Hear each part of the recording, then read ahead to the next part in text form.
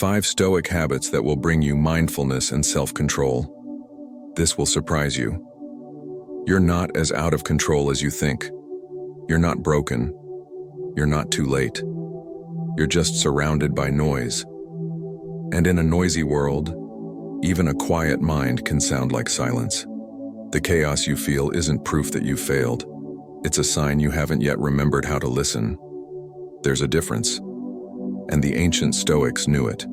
Before the world called it mindfulness, they were already practicing it. Before therapists called it emotional regulation, they had built it into daily life. They trained their minds like warriors, not to win arguments or suppress emotions, but to become calm in the presence of fire. Because self-control doesn't mean never feeling. It means feeling without drowning. It means watching your thoughts rise like waves and learning not to follow every one of them into the storm. The reason most people struggle with mindfulness is simple. They're trying to escape the mind instead of understanding it. But the Stoics didn't run from thought. They studied it. They walked beside it. They stripped it bare until nothing false remained. And in that clarity, they found peace, not by resisting life, but by aligning with its nature. This video is not about becoming emotionless. It's about becoming emotionally awake. Because calm is not a gift.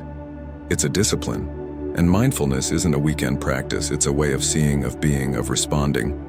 Not just when things are easy, but especially when they're not. So what you're about to learn isn't theory. It's a way of reclaiming your mind. Of restoring that part of you that still remembers how to breathe without fear. How to act without reacting. How to return to stillness in a world that demands noise. These aren't tricks. They are habits, tested by time, refined by hardship, and now reawakened through modern science. And the final one will surprise you, because it doesn't ask for more strength. It asks for something deeper, the courage to observe without controlling, and the wisdom to lead yourself with calm clarity. Let's begin this journey where every transformation starts. At the edge of your awareness, in the mirror of the mind, before the world begins to shape you. The mirror of dawn. Before the world demands your attention, your mind is already speaking. The moment your eyes open, the first thoughts begin to form. Sometimes soft, sometimes loud, sometimes so subtle you barely notice the stories they're telling. What if today isn't enough? What if you're behind again? What if everything goes wrong? You haven't touched your phone. You haven't spoken to anyone. But already your mind has started to narrate your life. And often not with kindness, not with clarity, but with habit. And this is where the Stoic begins their practice. Not in the storm, but in the stillness before it. Marcus Aurelius didn't write in his journal because he had free time in the morning. He wrote because he understood something essential. The first dialogue of the day is the most important. It sets the direction. It sets the emotional tone. It becomes the script your subconscious follows, even when you're not aware of it. But most people wake up and skip this dialogue entirely. They hand it over to noise, notifications, messages, news, dopamine hits, distractions disguised as urgency. And by the time they've had their coffee, their emotional state has already been hijacked. But you don't have to live like that. The habit of the Stoic is simple, radical in its simplicity actually. Observe the mind before it becomes the mind of the world. When you first wake up, sit for just a moment. Before the scroll, before the rush, before the performance of being whoever you think you need to be today, and just witness. What are the first emotions that arise? Are you already judging yourself? Are you already bracing for conflict? Are you already planning your escape from reality? There's no need to fix it. Not yet. The power is in the observation itself. This is what modern neuroscience now calls meta-awareness. The ability to observe your own thoughts as events, not truths. The Stoics practiced this centuries ago without needing scientific validation. They knew, if you do not witness your mind will control you. But once you witness it, once you create that sacred inner space between thought and self, you are no longer just living. You are leading. This is the mirror of dawn. Not a physical mirror, but a reflective moment of mental clarity. a ritual that teaches you how to meet your inner world before you meet the outer one. Marcus asked himself, "What is within my control today? What emotions am I willing to carry, and which ones must I set down? What virtues do I want to embody? Patience, courage, moderation?" He didn't ask to impress himself. He asked because it anchored his day in conscious direction, not emotional inertia. You don't need a perfect routine. You don't need an hour of silence, you just need presence. A few sacred minutes where you become the observer of your own mind before the world asks you to be the actor in its chaos. Ask yourself, what am I waking up with today? And does it deserve to follow me? That one question can change the emotional trajectory of an entire day. Because if you don't become aware of your first thought, you'll spend the rest of the day reacting to it without even knowing why. But if you catch it, if you witness it, you interrupt the loop. You return to the present. You gain authority over your own attention. And that authority becomes self-control, not forced, but earned through awareness. This is not just the first habit, it is the first gate. And the more often you step through it, the more familiar it becomes to lead your thoughts instead of following them. That is how the Stoic begins. Not with action, but with observation. Not with force, but with clarity. Delayed reaction is power. There's a moment, barely noticeable, between what happens to you and how you respond. A pause so small it's often missed. But inside that pause lives your entire freedom.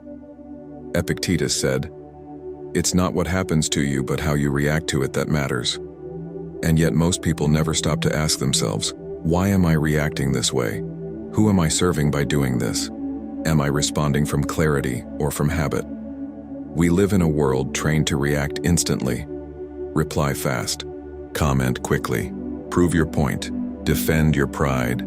Chase validation. Avoid discomfort.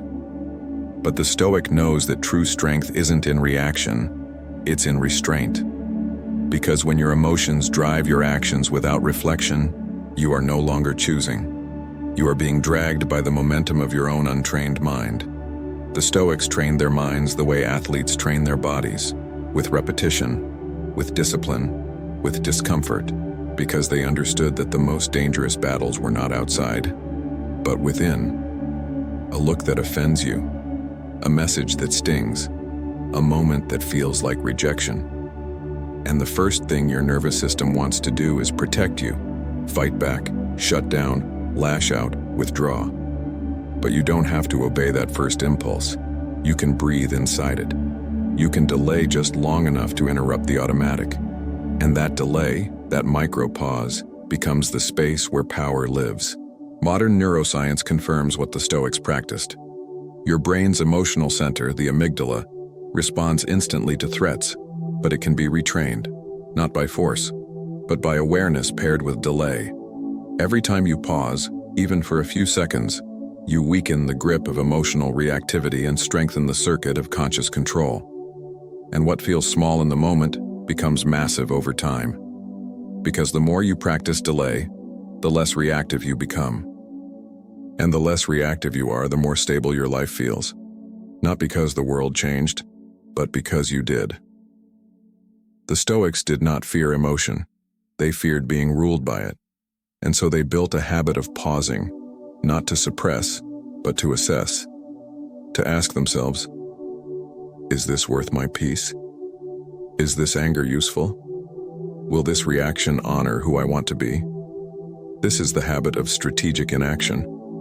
Not because you're weak, but because you're wise.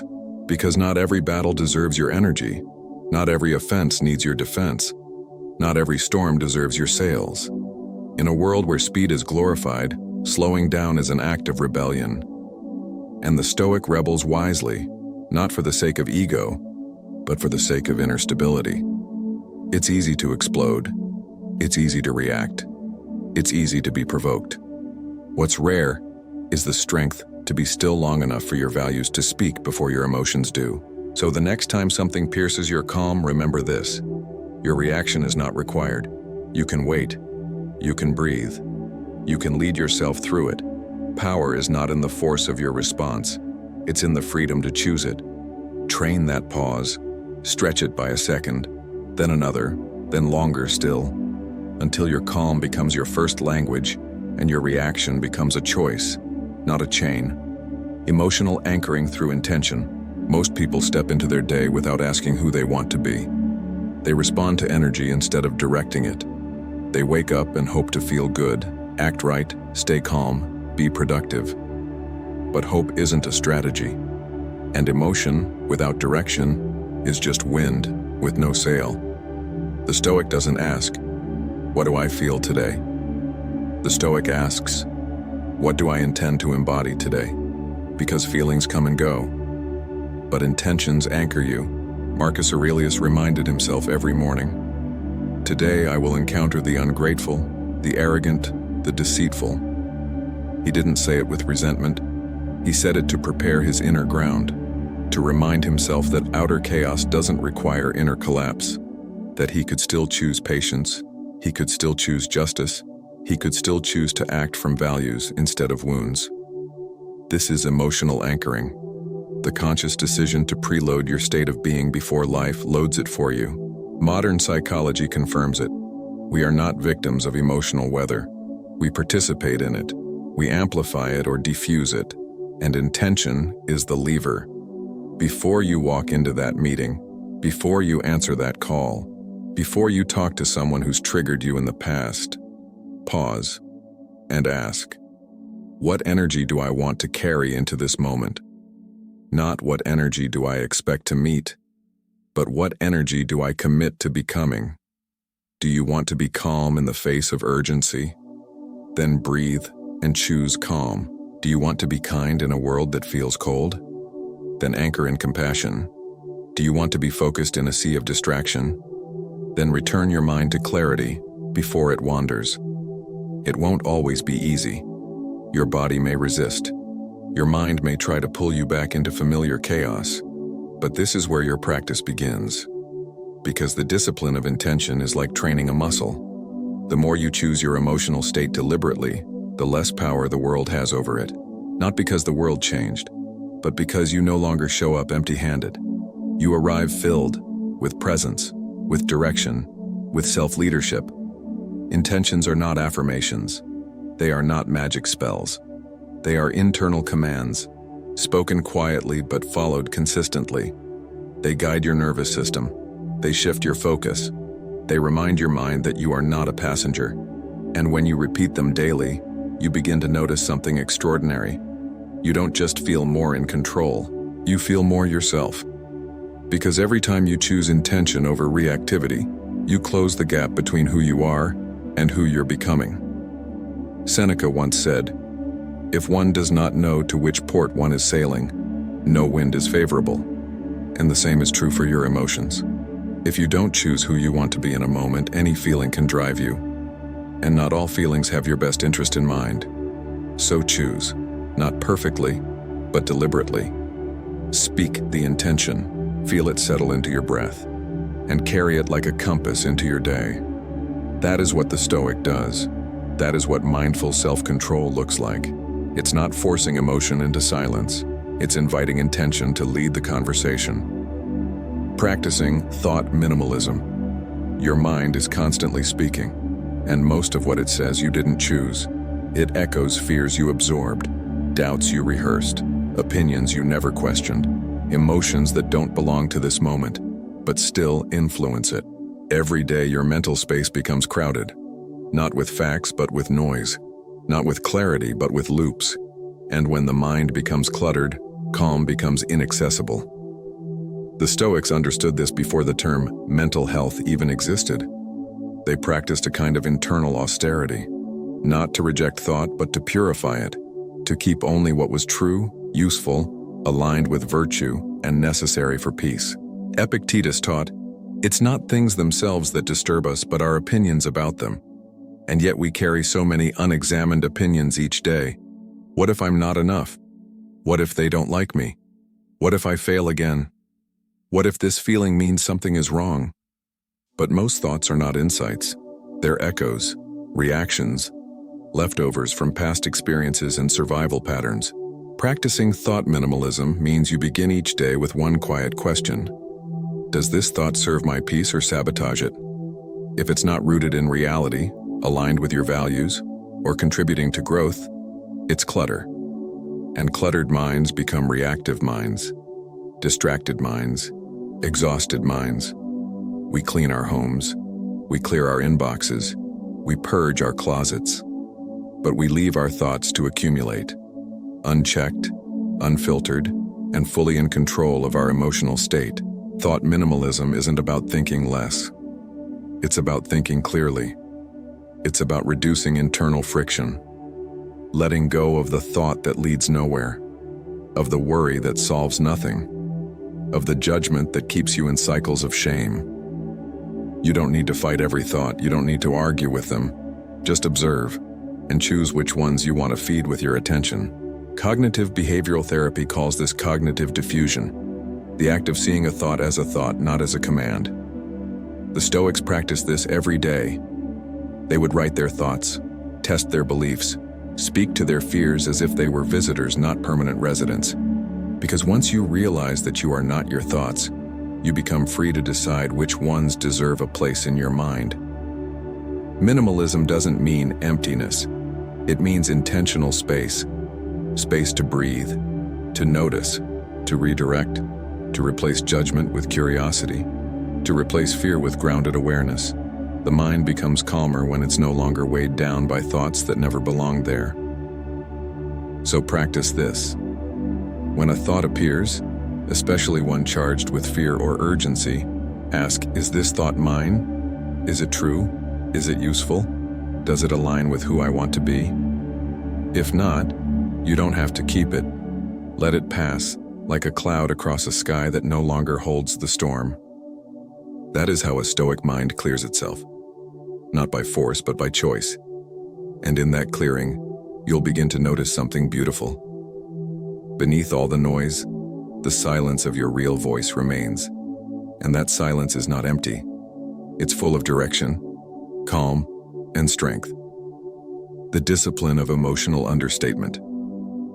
There's a quiet kind of strength that doesn't need to raise its voice. It doesn't explode. It doesn't perform. It doesn't announce its pain to be validated. It simply holds itself with dignity, with clarity, with discipline. This is emotional understatement, the practice of feeling deeply but expressing wisely. And in a world that confuses loudness with power, this practice is radical.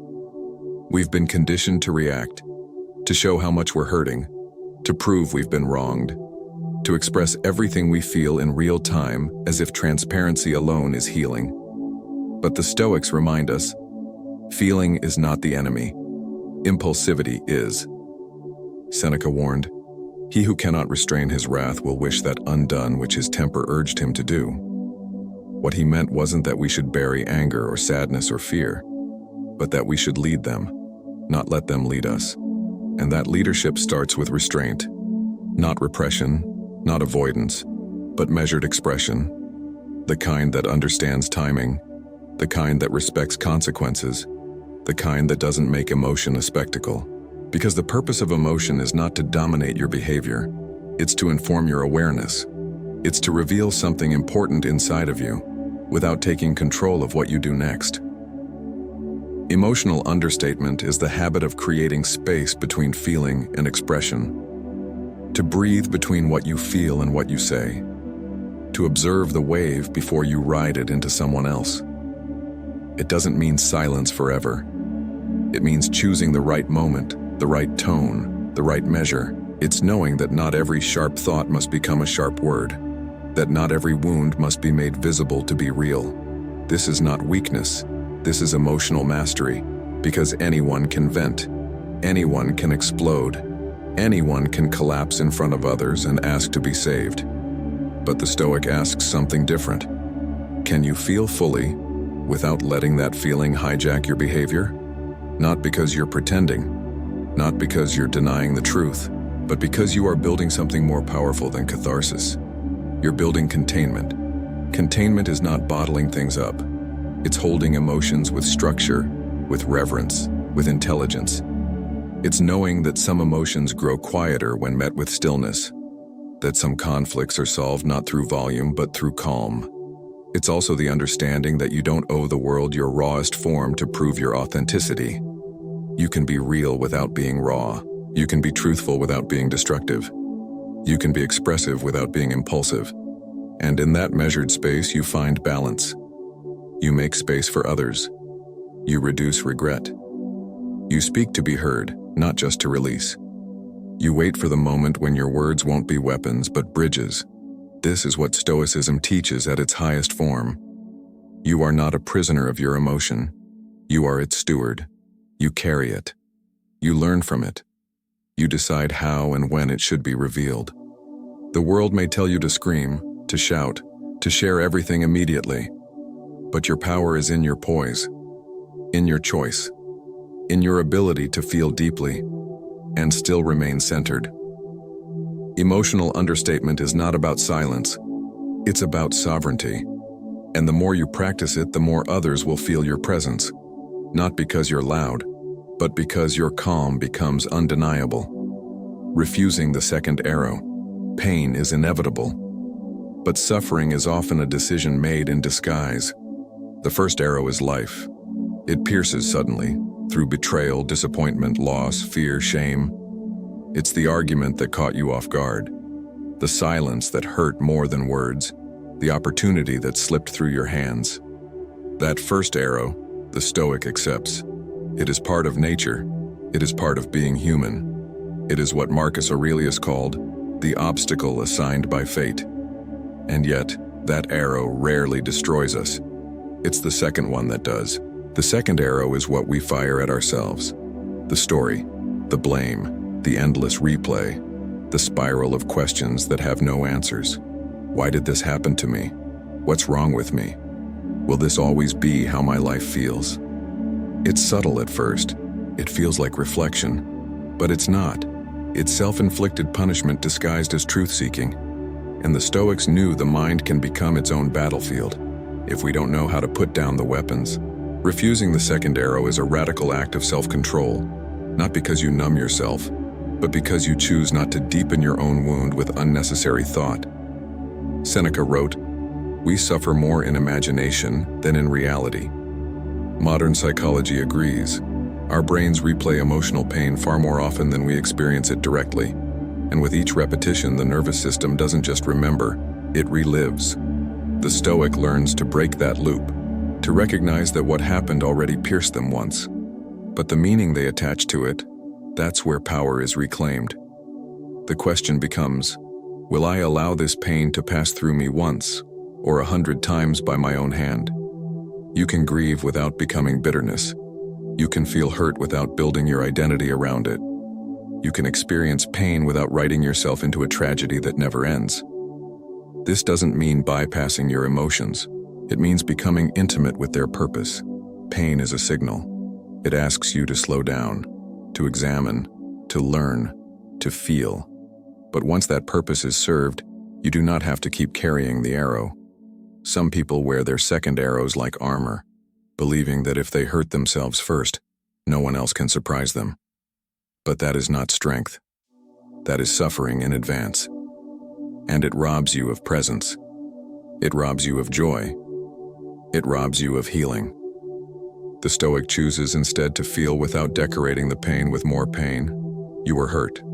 That's real. But you are not required to build your entire worldview from that moment. You are not obligated to bleed forever. This habit is not easy. It requires awareness. It requires a pause between the event and the story you begin to write. It requires asking, is this my first arrow or my second? Am I in pain or in the narrative of pain? And then, to take a breath, to release the need to solve what happened, to return slowly to the present moment, where healing happens not through control, but through presence, to feel the sting, and then let it pass, without chasing it, without naming yourself after it, without building a life around protecting it. That is the quiet, sacred act of refusing the second arrow. And in that act, you reclaim your peace, not by changing what hurt you, but by choosing not to repeat it inside yourself. Micro moments of control. You won't master your life in one decision. You'll master it in 1,000 small ones, most of which the world will never see. We tend to believe control is something grand, a full schedule, a perfect plan, a flawlessly executed morning routine. But the Stoic sees control differently. Not as dominance, but as direction. Not in the big things, but in the micro moments. The moment before you speak. The second before you reply. The breath you take before checking your phone. The pause between craving and consumption. The decision to hold your gaze steady when you feel the urge to escape into distraction. These moments are not loud. They don't come with applause. But they are where your discipline is forged. In the quiet places no one celebrates. Seneca wrote, "No man is more unhappy than he who never faces adversity, for he is not permitted to prove himself." And adversity isn't just war or tragedy. It's the subtle war of attention. It's the moment your mind wants to escape the present and you choose to stay. That is proof of yourself. That is where character takes root. Neuroscience tells us that the brain loves loops, habits, shortcuts, the path of least resistance. But what fires together wires together. So each time you choose calm over chaos, presence over panic, purpose over impulse, you are sculpting new architecture inside your brain. It's not about perfection, it's about pattern. You reclaim your life one micro moment at a time. This is why the Stoic trains daily. Not for the day they'll stand on a stage, but for the hundreds of silent decisions no one will ever praise them for. To pause instead of react. To choose stillness over noise. To carry patience where urgency once lived. Start small. That's how it works. You catch yourself mid-scroll and put the phone down. You feel the heat rise in your chest and say nothing. You remember your values when it would be easier to forget. Every time you do that, you build trust with yourself. And that trust is the foundation of real self-control. Because confidence is not the absence of struggle. It's the accumulation of proof that you can return to yourself even when things pull you away. Don't underestimate the power of a 3-second choice. That's all it takes to shift a trajectory, to break a loop, to regain authorship over your actions. You don't need to fix your entire life today. You need to begin with one moment of control, then another, then again. And slowly, almost invisibly, your inner world reorganizes. You become less reactive, more intentional. Not perfect, but present. This is the Stoic habit no one sees but everyone feels. The kind of self-leadership that makes others feel calm in your presence. Not because you speak more, but because your energy doesn't leak. You begin to walk with a steadiness that can't be faked, a groundedness that isn't taught, it's earned. Through daily practice, through micro decisions, through invisible victories that shape a visible life. Control isn't a finish line, it's a direction, and every moment is a chance to face that way again. Turning obstacles into observatories.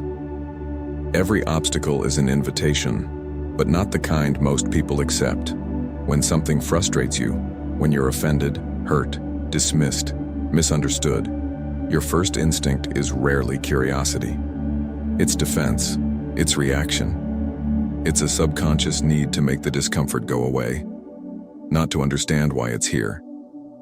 The Stoic habit, however, is the opposite. It doesn't run from the obstacle. It climbs it. It uses it. Marcus Aurelius said, "The impediment to action advances action. What stands in the way becomes the way." But that's not just poetic. It's a mindset shift. It's the ability to take your greatest emotional disruptions and turn them into observatories, not walls, not dead ends, but platforms. Places to rise above the noise and look inward, calmly, precisely, bravely. When you feel the tension rise in your body, pause and ask, what part of me is being exposed here? What belief is being touched? What unhealed part of me is asking for attention? Because most of the time the obstacle isn't the event. It's the meaning you attach to it. It's the identity you've wrapped around your wounds. It's the reflex to protect, rather than to perceive. And when you choose to turn that obstacle into an observatory, you create something rare, emotional altitude. You stop seeing from the ground level of reaction. You rise above the moment and observe it. You ask different questions. Not, why is this happening to me? But, what is this showing me about myself? That's what makes the Stoics so unshakable. Not that they don't feel, not that they don't struggle, but that they use struggle as a mirror. They build their philosophy out of what others call pain. The moment you turn toward your trigger instead of flinching from it, you grow.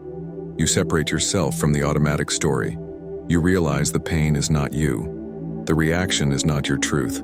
It's just data, and you are the one decoding it. You become less fused to the drama. You become more present with the insight. You begin to notice where the heat is and trace it back to the belief underneath. Maybe the fear of rejection is pointing to your dependency on validation. Maybe the resentment is highlighting your hidden expectations. Maybe the anxiety is not about the future, but about the loss of control you've never made peace with. This is inner work at its highest level, using life itself as your teacher. Not in the moments of calm, but in the fires you used to run from. From this new altitude, you no longer take everything personally. You start seeing everything internally, and that shift is everything. Because when you live in reaction, life feels chaotic. But when you live from reflection, life becomes coherent. You stop asking life to stop testing you, and you start asking yourself to grow inside the test. That is the true Stoic strength. Not detachment from pain, but intimacy with it, without collapse. So next time an obstacle appears, ask, can I use this as an observatory? Can I rise above the emotion and look down at its shape, its voice, its roots? And from that place, can I lead myself with new understanding? That's how the Stoic evolves. Not by avoiding challenge, but by converting it into consciousness. Writing what you wouldn't say. Some truths don't come out of your mouth. They live in the silence behind your smile, in the tension in your jaw, in the moment you swallow your words and pretend you're fine. But what you don't say doesn't disappear. It collects, it compresses, it turns into anxiety, reactivity, resentment, confusion. The mind becomes noisy with unsaid things, and eventually, you lose clarity. Not just about others, but about yourself. The Stoics knew the power of putting thoughts into words, not for others, but for the self. Marcus Aurelius didn't write his journal to be read. He wrote it to remember, to reflect, to anchor, to speak to the parts of himself that the world didn't see. In modern psychology, we call this expressive writing. But the Stoics practiced it centuries before science confirmed what they already knew. Writing is where the mind becomes honest, not filtered, not curated, not afraid of judgment, just real. There are things you won't say out loud, not because you're dishonest, but because you're still trying to understand them. The words haven't formed yet. The feeling is too raw. The fear of being misunderstood is too great. But on the page there is no performance, no pressure, no audience, just space. Space to let the unsaid emerge without interruption. This is the habit. Sit with your mind in stillness and write what you wouldn't say. Write the truth you're afraid to admit. The grief you thought you had no right to feel. The anger you've hidden under politeness. The confusion you've masked with control. Don't worry about grammar. Don't worry about coherence. Just let the hand move faster than your filters. Because something sacred happens when you write without censoring. The noise falls away. And the truth, your truth, rises. And when you see it in front of you, inked and visible, it loses its power to hide. You start to understand where your pain lives. You see your patterns. You meet yourself in a new way, not as a performer of strength, but as a human in process. This is not weakness. This is wisdom. Because if you cannot be honest with yourself in private, you will never feel whole in public. Writing becomes a mirror. And in that mirror, you don't just see your wounds. You see your resilience. You see your desire to grow. You see the exact point where healing begins, in truth spoken without fear. This practice builds emotional safety inside of you, a private temple where all parts of you are welcome, without needing to explain, justify, or shrink. You don't have to publish it. You don't even have to keep it. Burn it, rip it up, delete it. The value is in the expression, not the preservation. Because when you release what was never meant to stay locked inside, you make space for peace, for clarity, for intentional action. So tonight, or whenever the mind feels full, sit down and write what you wouldn't say. Let the unsaid become the seen. Let the invisible emotion become a visible truth. And in doing so, let yourself breathe again. That is how the Stoic makes sense of the storm. Not by running from it, but by giving it a voice that only they need to hear. Practicing absence without withdrawal. There's a difference between leaving and letting go, between disappearing and becoming deliberate with your presence, between cutting people off and choosing silence over self-erasure. We're not taught this distinction. We're told to show up or shut down, be available or vanish, give all of ourselves or nothing at all. But the Stoic lives in the space between extremes. Practicing absence without withdrawal is the quiet habit of removing your energy without removing yourself. It's not abandonment. It's not passive aggression. It's clarity. It's restraint. It's a boundary wrapped in calm. Marcus Aurelius didn't retreat from people because he hated them. He retreated to return to himself, to think, to realign, to release the emotional hooks that come from too much noise, too much conflict, too much expectation. Sometimes you don't need to argue. You don't need to explain. You don't need to defend why you're choosing quiet. You simply need to step back without stepping away from your integrity. That's the difference. Withdrawal is when you shut down. Absence is when you choose to stop performing. Withdrawal is collapse. Absence is clarity. Withdrawal is often driven by fear. Absence is born from grounded awareness. When you practice this, you stop trying to manage how others feel about your silence. You no longer carry the guilt of not being constantly available. You learn how to give yourself space without making it a punishment for others. This is emotional maturity. Because you're not escaping. You're resetting. You're not avoiding conflict. You're refusing to contribute to unnecessary drama. You begin to notice how your energy shifts when you try to fix things that aren't yours. How your mind spins when you over-explain. How your body tenses when you say yes while everything in you wants to pause. And in that noticing, you reclaim your breath. You let silence speak for you. You let space recenter you. You stop rescuing others from your boundaries. This is what the Stoic calls inner sovereignty, the ability to regulate your presence, your engagement, your attention, without apology. You can be in the room and still reserve your energy. You can be in a relationship and still create space. You can love someone and still say, I need time to return to myself before I offer more. And the people who truly respect you will understand this, because it's not distance, it's depth. It's the space that lets you show up fully, when you're ready, when you're whole, when you're no longer reacting from depletion. The world will often ask more of you than you can give, but you are not obligated to sacrifice your inner clarity for external peace.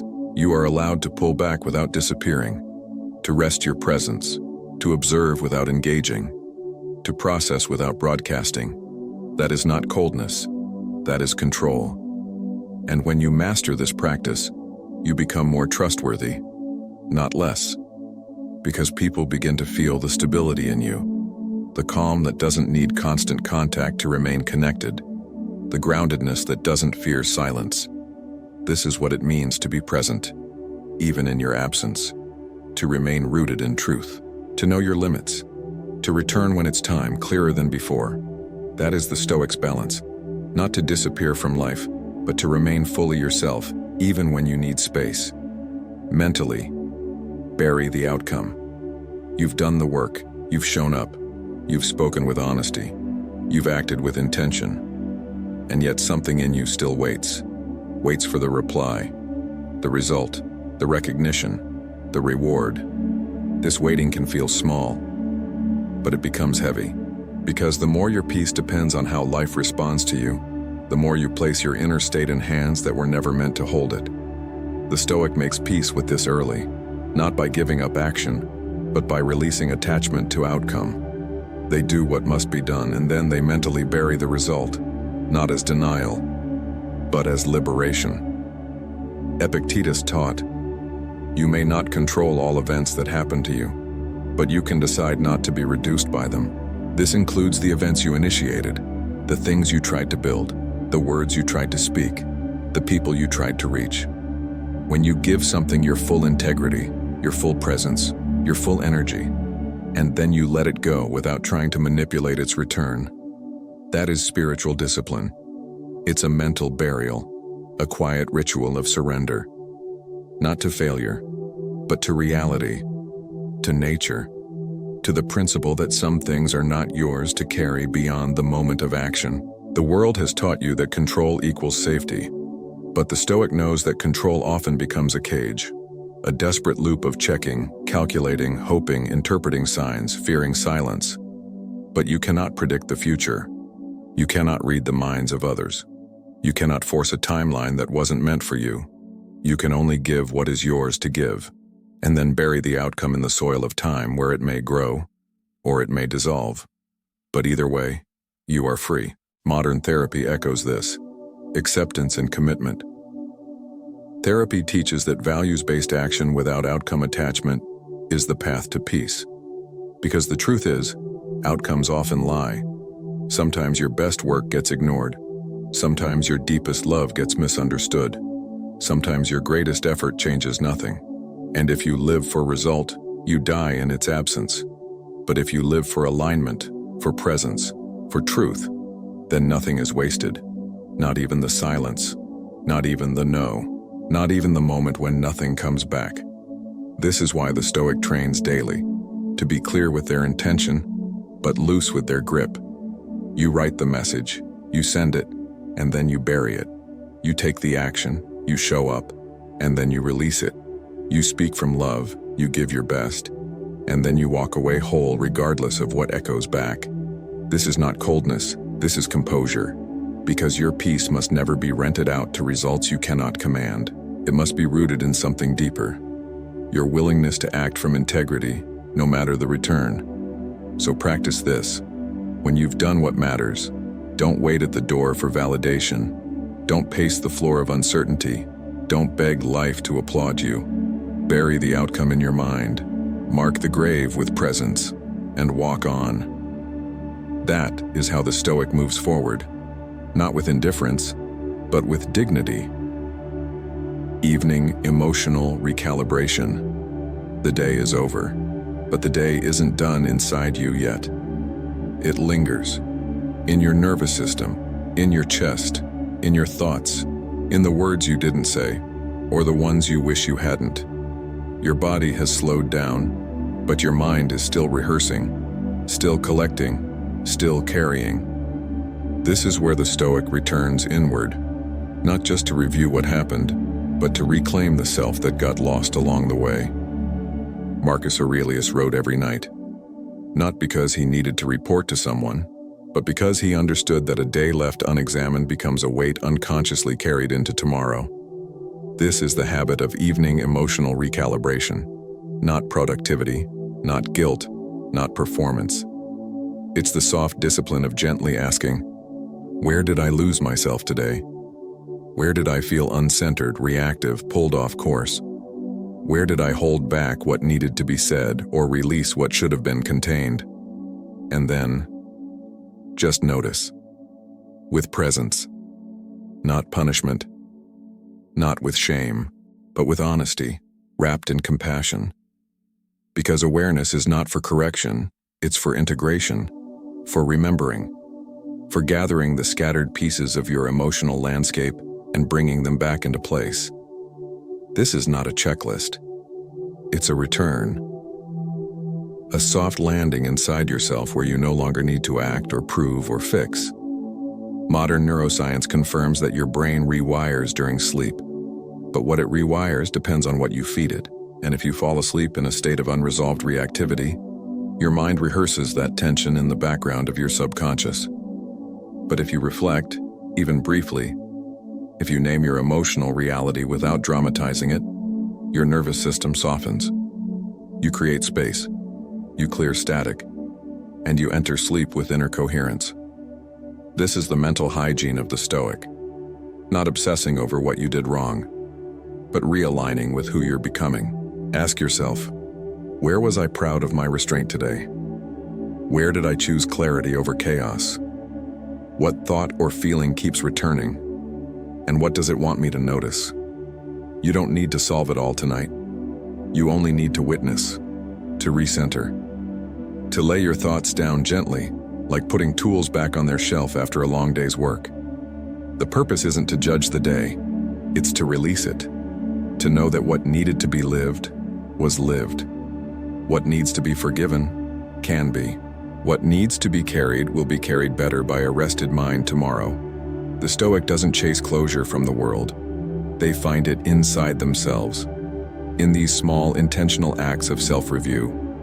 And over time, this becomes your rhythm. You enter each night not as someone burdened by the day, but as someone who has metabolized it, extracted the wisdom, and let the rest return to silence. Because peace isn't what happens when everything's perfect. Peace is what returns when nothing inside you is fighting for your attention. That's the quiet gift of evening recalibration, and it's a habit worth protecting. You were always the observer. Through every breath of this journey, from the first morning thought to the delayed reaction, to the moments of silence, journaling, and surrender, there's been one constant. Not your emotions, not your thoughts, not your circumstances, but the one watching, you.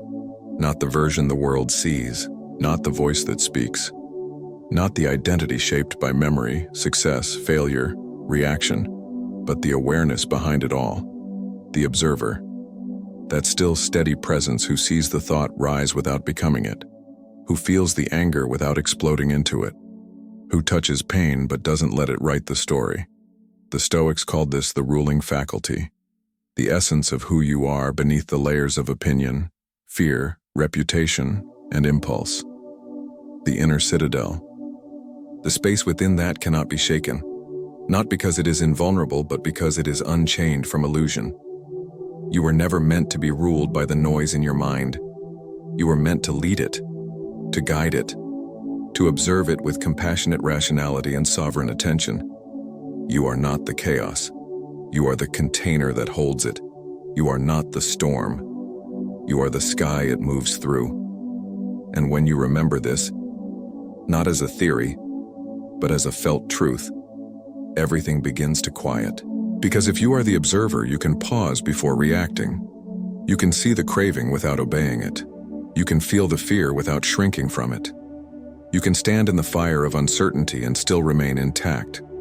You don't need to control every thought to find peace. You only need to remember that you are not your thoughts. You don't need to numb every emotion to stay calm. You only need to stop identifying with every wave of feeling that moves through you. You don't need to master every outcome. You only need to return to the presence that doesn't need the outcome to be whole. This is what all Stoic practice points toward. Not perfection, not emotional sterilization, but the quiet, powerful return to the seat of awareness, where you are no longer the puppet of life's fluctuations, but the calm observer who chooses what deserves your attention, your energy, your response. And from that place, you become unshakable, not because life gets easier, but because you're no longer owned by it. The world may change, people may misunderstand you, plans may unravel, but the observer remains, and from that center, you lead. With calm, with discipline, with clarity, with kindness, first toward yourself, then toward the world. So let this be your practice now, not to reach for control, but to return to awareness, not to escape thought, but to observe it so precisely it no longer deceives you. You were never the emotion. You were never the failure. You were never the noise. You were always the one who could watch without collapsing. You were always the observer.